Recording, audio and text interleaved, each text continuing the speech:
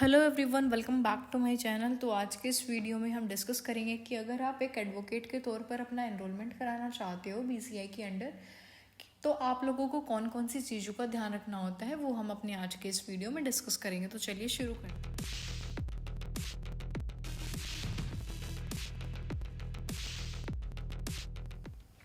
तो देखिए, सबसे पहले तो आप लोगों को पता होना चाहिए जो आपका एआईबी का एग्ज़ाम होता है वो बेसिकली सेट किया जाता है बार काउंसिल ऑफ इंडिया के द्वारा, बीसीआई द्वारा, जिसे हम बीसीआई बोलते हैं। तो वहाँ पर आप लोगों को मतलब अनक्वालिफाइड, डिसक्वालिफाइड एप्लीकेशन, मतलब जो आप एआईबी एग्ज़ाम देते हो उसके बाद आप पास हो जाते हो, उसके बाद आप लोगों को सीओपी वगैरह मिलता है, उसका फर्दर प्रोसीजर चलता है। तो डिस्कस करते हैं कि आप लोगों को किन किन चीज़ों का ध्यान रखना होता है। जो आपको यहाँ पर इंडियन रेजिडेंट होने चाहिए, आप कैंडिडेट जो है वो अप्लाई कर सकते हैं। अगर आप इंडिया के हैं तो आप इस एग्ज़ाम के लिए अप्लाई कर सकते हैं। एंड अगर आपने अपनी लो ग्रेजुएट हो, आपने अपना लॉ कंप्लीट कर लिया है 3 इयर्स या फिर 5 इयर्स की डिग्री अगर आपने कंप्लीट करनी है किसी भी रिकॉग्नाइज्ड यूनिवर्सिटी से जो बीसीआई अप्रूव्ड हो, मतलब ऐसी यूनिवर्सिटी से अगर आपने अपना या फिर कॉलेज से लो डिग्री कंप्लीट कर लिया तो आप इस एग्ज़ाम के लिए अप्लाई कर सकते हैं। आप एक एडवोकेट बन सकते हैं इस एग्ज़ाम को क्रैक करके। ऑल ओवर इंडिया कहीं पर भी आप प्रैक्टिस कर सकते हैं। बेसिकली ये चीज़ें मैंने आप लोगों को पहले बता रखी है, बट जो न्यू कैंडिडेट्स हैं उनको नहीं पता होता तो उनके लिए वीडियोस बनती हैं। यहाँ पर इन्होंने मेंशन किया हुआ है point, candidates must be enrolled with any SBC under section 24 of the advocate act 1961।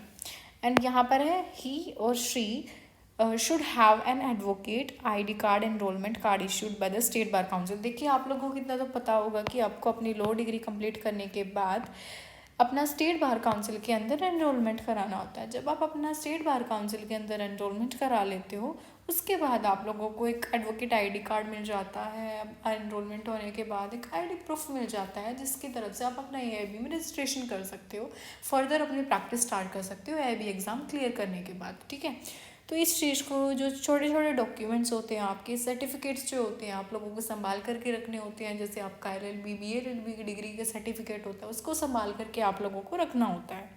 तो इसी तरीके से आप लोगों को स्टेट बार काउंसिल में अपना एनरोलमेंट कराना होता है। Some of the other essential points to be remember are there is no age limit to appear for this exam। तो आपको कोई एज लिमिट नहीं होती इस एग्ज़ाम को क्रैक करने के लिए, अपियर होने के लिए इस एग्ज़ाम के लिए। बेसिकली ये चीज़ बहुत डाउट होता है कि हम दे सकते हैं कि नहीं दे सकते। तो आप दे सकते हो, अगर एक बार फेल हो जाते हो तो कोई ऐसी प्रॉब्लम नहीं होती है। बट स्टेट बार काउंसिल से आप लोगों को दोबारा से अपना रिन्यू कराना होता है, उसके बाद आप जो इस एग्ज़ाम को दे सकते हो, क्योंकि उसकी वैलिडिटी जो होती है स्टेट बार काउंसिल वो 2 ईयर्स तक की होती है। ठीक है, there is no limit to the number of attempts. यहाँ पर आप कितनी बार भी इस एग्ज़ाम को दे सकते हो, कोई भी लिमिट नहीं होती है इस एग्ज़ाम को देने की, जिसे हम ऑल इंडिया बार एग्जामिनेशन बोलते हैं। ठीक है, there are no maximum marks prescribed in the qualifying exam. यहाँ पर कोई भी प्रिस्क्राइब नहीं किया गया कि आपको इतने ही मिनिमम मार्क्स लाने होते हैं या फिर इतना ही। बस हाँ, इतना है कि कोई कॉम्पिटिटिव एग्ज़ाम नहीं, यहाँ पर सिर्फ आपको 40% मार्क्स ही लाने होते हैं बेसिकली। ठीक है, कोई कट ऑफ वगैरह नहीं लगती कि जैसे बाकी और जो डिस्ट्रिक्ट एग्ज़ाम होते हैं, आपके हरियाणा के होते हैं, आपके मतलब आरजीएस के होते हैं, जो भी एग्ज़ाम होते हैं टीएन यूजीसी नेट वगैरह, क्या होता है कट ऑफ वगैरह लगती है 95, 90, इस तरीके से इंटरव्यू वगैरह होता है। एंड आपका मेंस एग्ज़ाम होता है, प्रीलिम्स होता है। तो बेसिकली ये एग्ज़ाम जो है वो एक ही बार होता है, मतलब कि आपका कोई फर्दर इसके कोई पार्ट्स नहीं है, प्रीलिम्स मेंस वगैरह ऐसा कुछ नहीं है। ये एग्ज़ाम जो है सिंगल होता है। इस एग्ज़ाम के बेस पर आप एडवोकेट बनते हो, आपको सीओपी मिलता है, फर्दर आप प्रैक्टिस कर सकते हो, केस लड़ सकते हो। ये चीज़ आप लोगों को बतानी थी, इसलिए मैंने ये वीडियो बनाई। होप सो आप लोगों को ये वीडियो हेल्पफुल लगी होगी। अगर आप लोगों को ये वीडियो हेल्पफुल लगी then please do like, share and subscribe the channel for more videos. Thank you for watching this video.